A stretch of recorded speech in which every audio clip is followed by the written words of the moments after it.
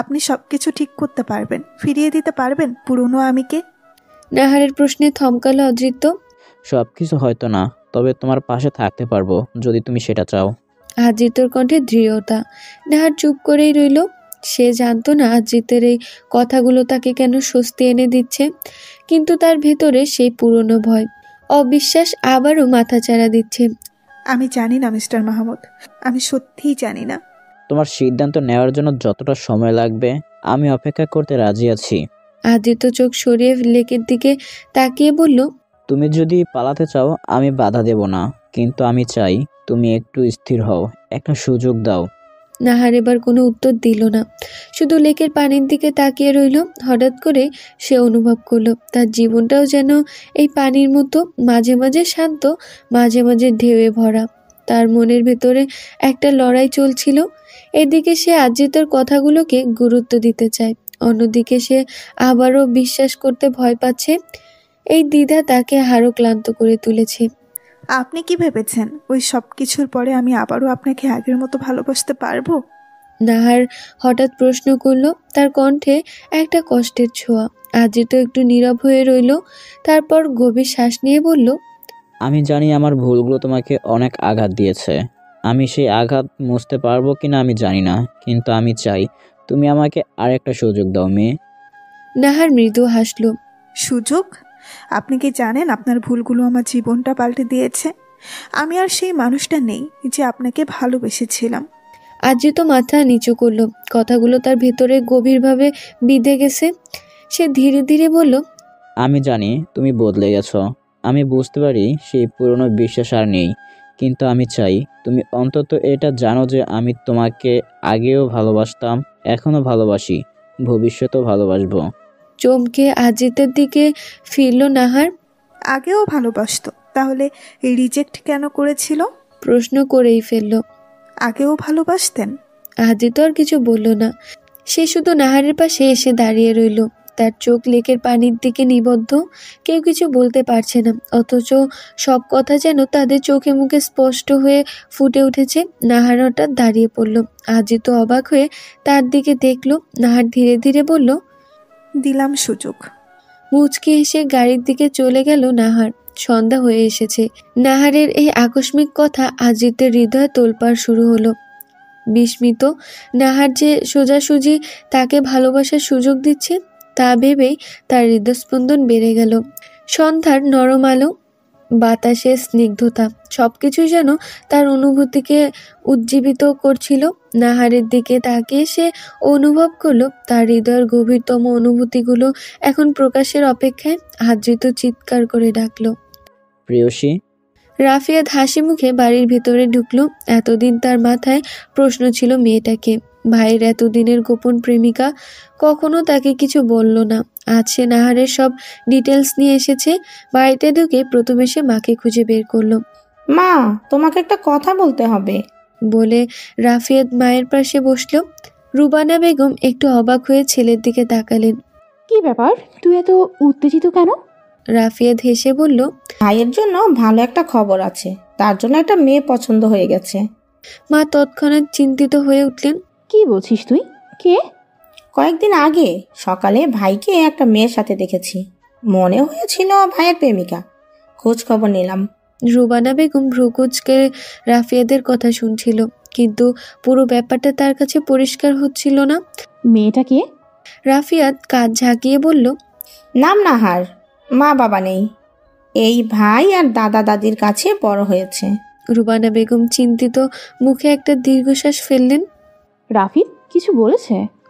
না মা, কিছু বলেনি, তবে তুমি একটু খোঁজ নাও, আমার মনে হয় মেয়েটার সাথে ভাইয়ের সম্পর্কটা আরো সিরিয়াস হতে পারে।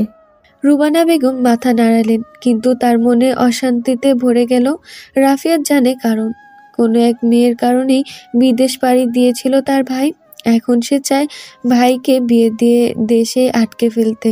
অন্ধকার ঘরটি একেবারে নিস্তব্ধ, চারপাশে কেবল কিছু মোমবাতির আলো, যা রহস্যময় পরিবেশ সৃষ্টি করছে। ঘরটির দেওয়ালগুলি কালো রঙে আবৃত, আর এক কোণে পুরনো বইয়ের স্তূপ ভরে আছে। ঘরের মাঝখানে একটি বড় টেবিলের সামনে বসে একজন পুরুষ, তার চেহারায় অন্ধকারের মতো ডুবে কিন্তু তার চোখ দুটি উজ্জ্বল। সে এক হাতে একটি ছবি ধরে আছে। ছবিতে একজন মেয়ের হাস্যময় মুখ, যেন জীবন ও সৌন্দর্যের সমাহার। তার চোখে চাহনি সেই ছবির গভীরে কিছু খুঁজছে, কিছু কষ্ট স্মৃতি মনে করিয়ে দিচ্ছে। তুমি তো ভাবতেই পারোনি যে আমি তোমার পিছনে আছি। তোমার এই হাসি, তোমার এই মুখ, সব কিছুই তুমি প্রত্যাহার করেছো। তোমার মনে আছে? সে প্রশ্ন করল ছবির দিকে তাকিয়ে। তুমি আমাকে রিজেক্ট করেছিলে। তুমি ভাবতেই পারোনি যে আমি ফিরে আসব। এখন সময় এসেছে তোমাকে শাস্তি দেওয়ার। টেবিলের উপর ছবি রেখে উঠে দাঁড়ালো। তার গায়ে কালো কোট। আমি তোমার সব কিছু ছিনিয়ে নিব। তুমি জানো না আমি কি করতে পারি। মুখে হাসি ফুটে উঠল। ঘরের অন্ধকার যেন আরো গাঢ় হয়ে গেল। কিছুক্ষণের জন্য ঘরটি স্নিগ্ধ ছিল। কেবল একটি শব্দ ভেসে আসছিল, মোমবাতির ফ্রেমের আগুনের ছটফট। এরপর সে টেবিলের ওপর থেকে ছবিটি উঠিয়ে নিল। তুমি এবার পালাতে পারবে না। গভীর রাত। নাহার মনে মনে ভাবছে ঠিক কি করে ফেলল সে। ওই লোকটা তো একসময় তার সমস্ত আশা ভেঙে দিয়েছিল, এখন আবার কেন তাকে সুযোগ দিল সে? বিছানা থেকে উঠে জানলার বাইরে তাকিয়ে রইল নাহার। গভীর রাতের জ্যোৎস্না আলোয় চারপাশের দৃশ্য যেন একটু মায়াময় লাগছে, কিন্তু নাহারের মনের ভেতরে চলতে থাকা দ্বিধা সে মায়াকে দূর করে দিচ্ছে। হাতে থাকা ফোনটা বেজে উঠল। তার ঠোঁটের কোণে এক চিলতে হাসি দেখা গেল, যেন জানতো। রিসিভ করলো নাহার। আদ্রিত মৃদু এসে বলল, কি ভাবছ? আমাকে সুযোগ দেওয়ার সিদ্ধান্ত কি পাল্টে ফেলেছ? নাহার ভ্রু কুঁচকে ফোনের দিকে তাকালো। আপনি মনে করেন আমি এত সহজে সিদ্ধান্ত পাল্টে ফেলবো? তুমি তো ঠিক তেমনই, যে যখন তখন মনে করতে পারো তুমি ভুল করেছো। নাহার একটু রাগের সাথে বলল, আপনি কি বলতে চাইছেন? আমি কোনো ভুল করেছি? আরে না, আমি বলছি তুমি অনেক বেশি ভাবো। এত চিন্তা করো না। তুমি আমাকে সুযোগ দিয়েছো, তাই না? তাহলে দেখা যাক আমি কি করতে পারি। নাহার চোখ ছোট ছোট করে বলল, আমাকে নিয়ে বেশি কথা বলবেন না। ভুলে যাবেন না আমি আপনাকে মাত্র সুযোগ দিয়েছি যাচাই করতে। আদ্রিত মুচকি হেসে বলল, ঠিক আছে মিস, যাচাইকৃত দেখি কতটা যাচাই করতে পারো। আপনি খুব স্মার্ট বনে গেছেন দেখি। নাহার ঠোঁট কামড়ে নিজের হাসি চাপানোর চেষ্টা করলো, কিন্তু চোখে মুচকি হাসির ছায়া ফুটে উঠল। আদ্রিত কপালে হাত ঠেকিয়ে বলল, আমি সবসময় স্মার্ট ছিলাম, তোমার নজরে আসিনি। আহা, অহংকার শুরু হয়ে গেছে আবার। তবে আপনার এই অহংকার ভেঙে দিতে আমার খুব বেশি সময় লাগবে না। আমার অহংকার ভাঙতে তুমি সফল হলে সেটা তো তোমারই সাফল্য। আমি তো শুধু অপেক্ষায় আছি। নাহার কিছুক্ষণ চুপ করে রইল। তারপর হঠাৎ হাসি থামিয়ে বলল, আপনি এত স্বাভাবিক থাকেন কিভাবে? আপনার মধ্যে এত কনফিডেন্স আসে কোথা থেকে? তোমার থেকে। নাহার একটু থমকে গেল, তারপর মৃদু হাসলো। ধীরে ধীরে নাহারের ভেতরের অস্বস্তিগুলো কেটে যাচ্ছে, কিন্তু সেই পুরনো ক্ষত আর অভিমান এখনো তার মনের গহীনে রয়ে গেছে। নাহার জানালার কাছে গিয়ে বাইরের দৃশ্য দেখল। সূর্যের প্রথম কিরণগুলো আকাশের রং বদলে দিচ্ছে। চারপাশে এক ভিন্ন ধরনের উচ্ছ্বাস ছড়াচ্ছে। আজকের দিনটা বিশেষ মনে হচ্ছে। নাহার দ্রুত তৈরি হয়ে নিচ্ছে। আজকে তাদের প্রথম দেখা হওয়ার জায়গায় যেতে হবে। মনে মনে কল্পনা করছে আদ্রিত কেমন করতে পারে। সে কি সত্যি তার হৃদয়ের ক্ষত সারিয়ে তুলবে? ফোনে আদ্রিতের মেসেজ এলো, তোমার জন্য অপেক্ষা করছি, আশা করি তুমি সময় মতো আসবে। তার মনের মধ্যে একরকম দ্বিধা আর উত্তেজনার মিশ্রণ চলছে। একটা নতুন অধ্যায় শুরু হচ্ছে। নিজেকে সাহস দিতে দিতে সে বলল। ঘর থেকে বেরিয়ে মুখোমুখি হলো হেলেনা বেগমের। মুখে অস্থিরতা। কি হচ্ছে নাহার? এত সকালে কোথায় যাচ্ছিস? কিছু একটা গুরুত্বপূর্ণ কাজ আছে। নাহার দ্রুত উত্তর দিল। হেলেনা বেগম সন্দেহের চোখে তাকালেন, তারপর মুখ কালো করে বললেন, ড্রয়িং রুমে দেখ। ভ্রু কুচকে এলো নাহারের। দেখতে পেল রাফিদ, রাফিয়াদ এবং রুবানা বেগমকে। এনারা এত সকালে এখানে কি করছেন? নাহার প্রশ্ন করলো হেলেনা বেগমকে। তোর সাথে ওই বদমাইশটার বিয়ের সম্বন্ধ নিয়ে এসেছে। মুখ একদম কালো করে বললেন হেলেনা বেগম। কোনো কালেই তার রাফিয়াতকে পছন্দ ছিল না। নাহারের সাথে মেশাও তিনি পছন্দ করতেন না। কপালে ভাঁজ পড়ল নাহারের। সে এগিয়ে গেল ড্রয়িং রুমে। তাদের সামনে দাঁড়াতেই দেখতে পেল রাফিয়াদের কাচুমাচু মুখ। নাহারকে দেখে চমকালেন রুবানা বেগম। রাফিয়াদের দিকে তাকালেন তিনি। রাফিদ দাঁত বের করে হাসল। তিনি একবার রাফিয়াদের দিকে তাকালেন। তার মুখ স্বাভাবিক, নাহারকে রাফিয়াদের বান্ধবী সূত্রে চিনেন তিনি। 2-3 বার দেখাও হয়েছিল। সালাম দিল নাহার, মুখ গম্ভীর, সোফায় বসল। কেমন আছো নাহার? রুবানা বেগম বললেন। তিনি খানিকটা অপ্রস্তুত। নাহারের দৃষ্টি এখনো রাফিয়াদের দিকে। সে দৃষ্টি ঘুরিয়ে তাকালো রুবানা বেগমের দিকে। রুবানা বেগমকে অহংকারী মনে হয় নাহারের। সে জবাব দিল। কিছুক্ষণ নীরবতা, কেউ কোনো কথা বলছে না। রুবানা বেগম নাহারের দাদা দাদিকে খুঁজতেছেন। এই ভোরবেলা এখানে এসে আপনারা কি করছেন? নাহার প্রশ্ন করে। রুষ্ট হয় রাফাত। নাহারের শক্ত কণ্ঠে বুঝে ফেলে তাদের দেখে মোটেও খুশি হয়নি। নাহারের দাদির সাথে কথা বলে জানতে পেরেছেন নাহার যা সিদ্ধান্ত নিবে তাই হবে। সেজন্য নিজের রাগ নিজের মাঝে রাখল রাফাত। ভাইয়ের জন্য এতটুকু তাকে করতেই হবে। রাফিদের সাথে তোমার বিয়ের সম্বন্ধ? নাহারের ভ্রু কুঁচকে গেল। বিয়ের কথা? রুবানা বেগম একটু অস্বস্তিতে পড়ে গেলেন, কিন্তু মুখে হাসি ধরে রাখার চেষ্টা করলেন। তুমি তো জানো নাহার, আমরা অনেকদিন ধরেই চাইছিলাম তোমার আর রাফিদের সম্পর্কটা আরো দৃঢ় হোক। কিন্তু আমি তো কখনো এমন কিছু ভাবিনি। নাহার ঠান্ডা গলায় বলল। আমার কাছে এটা হুট করে এসে পড়া একটা বিষয়। রাফিয়াত গম্ভীরভাবে বলল। আমরা তোমার সিদ্ধান্তের উপর নির্ভর করছি নাহার। নাহার এক মুহূর্ত চুপ করে থাকলো। সে বুঝতে পেরেছিল তার ওপর চাপ দেওয়া হচ্ছে। রুবানা বেগম অস্বস্তি কাটানোর চেষ্টা করলেন। নাহার, রাফি তোমাকে সম্মান করে। এখানে আসার আগে আমরা জানতামই না যে রাফিয়াত নিজের ভাইয়ের জন্য তোমাকে সিলেক্ট করেছে। তুমিও আমাদের আগে থেকেই চেনো, তাহলে সম্পর্ক না কেন? নাহারের ঠোঁট কামড়ে বসে রইল। তার চোখ রাফিয়াদের দিকে গেল, যে নীরবে তাকিয়ে আছে, যেন কিছু বলতে পারছে না। নাহার মনে মনে বিরক্ত হলো। রাফিয়াত কোনো কিছু বলছে না। আপনাদের ইচ্ছা থাকতেই পারে, নাহার ধীরে বলল। কিন্তু আমার জীবন নিয়ে সিদ্ধান্ত নিতে হলে আমি আরও ভাবতে চাই। এটা কোনো হুট করে নেওয়া সিদ্ধান্ত নয়। আর রাফিদের সাথে আমার ভালো বন্ধুত্বের সম্পর্ক, সেখানে অন্য কোনো সম্পর্ক করার মানেই হয় না। রাফিয়াত মুখ শক্ত করে বসে রইল। আর রুবানা বেগম একটু রাগ চাপিয়ে বললেন। তুমি যা বলছো ভেবে বলছো? নাহার এবার একটু গলার স্বর উঁচু করে বলল। হ্যাঁ। রুবানা বেগমের মুখ কালো হয়ে গেল। রাফিয়াত এবার ধৈর্য হারিয়ে ফেলে বলল। তুমি কি একদমই রাজি নও নাহার? নাহার কিছুক্ষণ চুপ থেকে বলল। না, তাছাড়া আমার বিয়ে ঠিক হয়েছে। পরিবেশ শান্ত, গুমট হয়ে গেল। রাফিয়াত রাগ নিয়ন্ত্রণের চেষ্টা করছে। বিরক্ত নাহার। রাফিয়াতকে আপাদমস্তক ভালোভাবে চেনা তার। হয়তো রাফিয়াত এখনো তাকে মনে করতে পারেনি। রুবানা বেগমের অহংকার যেন ধুলোয় মিশিয়ে দিল নাহার। রুবানা বেগমের তাই মনে হচ্ছে। এদিকে রাফিদ একদমই নীরব। এনাদের দেখে তার মেজাজ খারাপ হয়ে গিয়েছিল। তার পছন্দের তালিকায় এনাদের নামও আছে। ফলস্বরূপ নিজেকে নিয়ন্ত্রণ করা দরকার হয়ে পড়েছে। রাফিয়াদের দিকে অগ্নিচক্ষে দেখল নাহার। মুখ কালো করে বেরিয়ে গেল তারা। নাহার সোফায় গায়ে এলিয়ে দিল। হেলেনা বেগম আশ্চর্য হয়ে গেছেন নাহারের শেষ কথা শুনে। বিয়ে ঠিক হয়েছে, তার মানে কি মন্ত্রীর বাড়ির বিয়ের প্রস্তাব অ্যাকসেপ্ট করেছে নাহার? হেলেনা বেগম উৎফুল্ল হলেন। নাহারকে কিছু বলার আগেই সে বেরিয়ে গেল। রিকশার জন্য দাঁড়িয়েছে নাহার। কল্পনায় আদ্রিতের হাসি মুখ।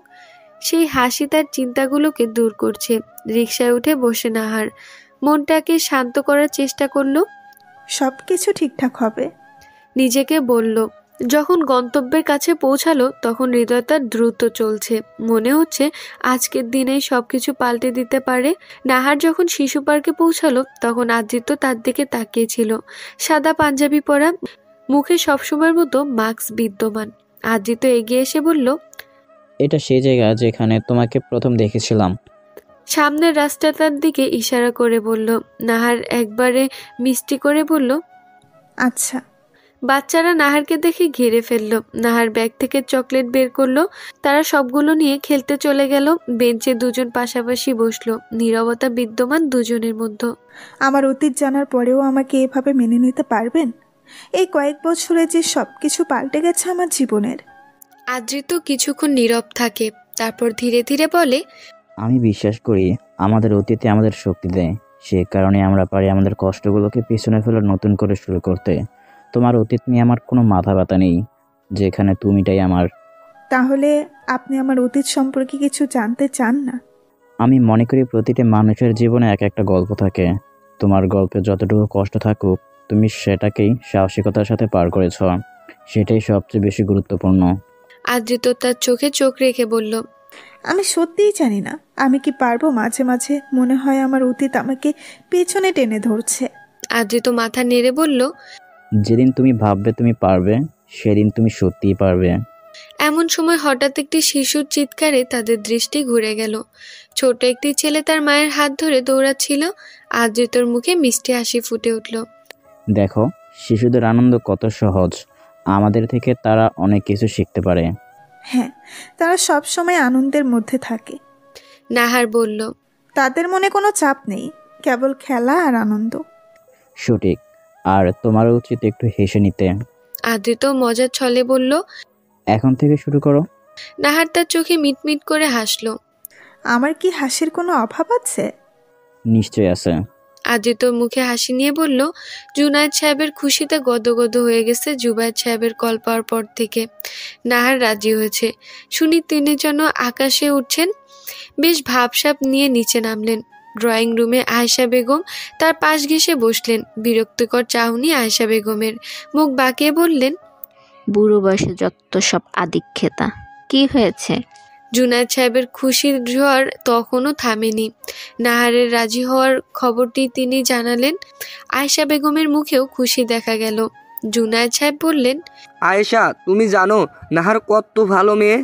আয়েশা বেগম অবাক হয়ে গেলেন। ছাপে নেউলে সম্পর্ক জুনায়েদ সাহেবের সাথে নাহারের, অথচ তিনি এখন প্রশংসা করছেন। আয়েশা বেগম সন্দেহ মিশ্রিত গলায় বললেন, নাহার কত ভালো মেয়ে সেটা আমি জানি, কিন্তু তোমার চোখে তার এত প্রশংসার কারণ? জুনায়েদ সাহেব শটাং হয়ে দাঁড়িয়ে পড়লেন। তারপর বাঁকা হেসে বললেন, এবার তোমার ছেলেকে মজা বুঝাবে। আমি ওর বাপ, তবু আমাকে সব সময় দৌড়ের উপর রাখে। এবার দেখবো কে দৌড়ের উপর থাকে। বুক ফুলিয়েই বললেন তিনি। আয়েশা বেগম জোরে হেসে ফেললেন।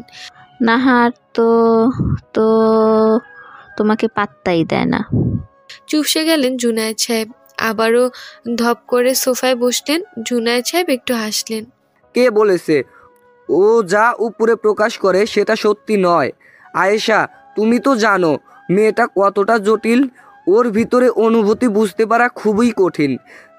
নাহার হয়তো প্রকাশ্য আমাকে পাত্তা দেয় না, কিন্তু মনে মনে কি ভাবছে তা কেউ জানে না। মেয়ের অভাব পূরণ করে দিয়েছে। আয়েশা বেগমের চোখে সন্দেহের আভা। তোমার এত আত্মবিশ্বাস কিভাবে? তুমি কি নিশ্চিত? অবশ্যই। আয়েশা বেগম এবার সত্যিই বিস্মিত। আয়েশা বেগমের মুখে হাসি ফুটল। তাহলে এবার তুমি কি করছো? নাহারের সাথে যোগাযোগ বাড়াও, আলোচনা করো। নিশ্চয়ই, আগামীকাল আমি ওকে ফোন করব। কিছু না কিছু তো করতে হবে। জুনায়েদ সাহেবের মুখে আত্মবিশ্বাস ছিল। আয়েশা বেগম তখন আরও কিছু বলার জন্য প্রস্তুত নিচ্ছিলেন, কিন্তু জুনায়েদ সাহেব বললেন, আচ্ছা, তুমি আমাকে কিছু খেতে দাও, খুব ক্ষুধা লাগছে। ঠিক আছে। আয়েশা বেগম উঠে রান্নাঘরের দিকে গেলেন। জুনায়েদ সাহেব তখন মনোযোগ দিলেন তার ফোনে। জুবায়ের সাহেবের ফোন নম্বর দেখতে দেখতে তিনি ভাবছিলেন, এক্ষুনি ফোন করে বিয়ের ব্যাপারটা কনফার্ম হবেন, নাকি আগে ছেলের সাথে আলোচনা করবেন? রাগে গজগজ করছে রাফিয়াত। রুবানা বেগমের অবস্থাও একই রকম। রাফিদ সোফার উপর পা তুলে তাদের কাণ্ড দেখছে। আসার পর থেকে বারবার বুঝে এসছে সে নাহারকে ভালোবাসে না, কিন্তু রাফিয়াত বুঝতে নারাজ। সে ভেবেই নিয়েছে রাফিয়াতের সাথে নাহারের বিয়ে দিবে। এতে করে যদি যার সাথে বিয়ে ঠিক হয়েছে তাকে মেরে ফেলতেও হয়, সে প্রস্তুত। রাফিয়াত এতে নাটক না দেখে নিজের ঘরে গেল। সম্পূর্ণরূপে ইগনোর করলো। তার মনে হচ্ছে একটাই চিন্তা, নাহারকে কিভাবে বুঝাবে যে সে জেনে বুঝে যায়নি। যদি জানতো ভাই তাকে নিয়ে নাহারকেই দেখতে যাবে, তাহলে হয়তো কোনোভাবেই যেত না। পার্কে নাহারদের পিছনে তুহিন। সে অগ্নি চোখে দেখছে তাদের। রাগে শরীর জ্বলে যাচ্ছে তার। নাহারকে চিনলেও সাথে থাকা লোকটিকে চিনতে পারছে না, কারণ লোকটি তার নিজেকে হাইড করেছে মাস্ক ক্যাপ দ্বারা। নাহারকে পার্কের দিকে আসতে দেখে পিছু নিয়েছিল সে। ফোন বের করে পরপর কয়েকটা ছবি তুলে নেয়। তুহিন ছবি তোলার পর গম্ভীর মনোযোগে তাদের দিকে তাকিয়ে রইল। নাহারের হাসি এবং আদ্রিতর সাথে খোশ মেজাজে কথোপকথন দেখে তার হৃদয়ের অসহ্য রাগ ঢেউ তুলতে লাগলো। এমন সময় রাহার আচমকা মুঠোফোনে একটি মেসেজ পেল। স্ক্রিনে রাফিদ। লেখা দেখে সে কিছুটা দোটানায় পড়ল। এখন কি রাফিয়াতকে উত্তর দেওয়া উচিত? ভাবতে ভাবতে তার মুখ একটু গম্ভীর হয়ে গেল। আজিত তা লক্ষ্য করে বলল, কিছু সমস্যা আছে? না, কিছু নয়। আজিত মনে মনে বুঝতে পারল কিছু একটা হয়েছে। শ্বাস জোগাতে বলল, তুমি যদি কিছু বলতে চাও আমি শুনতে প্রস্তুত। নাহার এক মুহূর্তের জন্য চুপ রইল, তারপর সকালের সবকিছু খুলে বলল। তবে এটা জানল না কোন পরিবার থেকে প্রস্তাব এসেছে। আজিত মনোযোগ দিয়ে সবটা শুনল, অতঃপর মুখ চেপে আসে সে। হাসি চেপে রাখা দায় হয়ে পড়েছে। শেষমেশ হেসেই ফেলল। চোখ ছোট ছোট করে নাহারের তাকালো আজিতের দিকে। ব্রেঞ্চের দুই প্রান্তে দুইজন বসে, মাঝে 3 হাত সমান দূরত্ব। এখানে হাসার কি হলো? আজিত অতি দ্রুততার সাথে তাদের মধ্যে দূরত্বটা কমিয়ে ফেলল। একদম নাহারের কাছে চলে এলো। হকচকিয়ে গেল নাহার।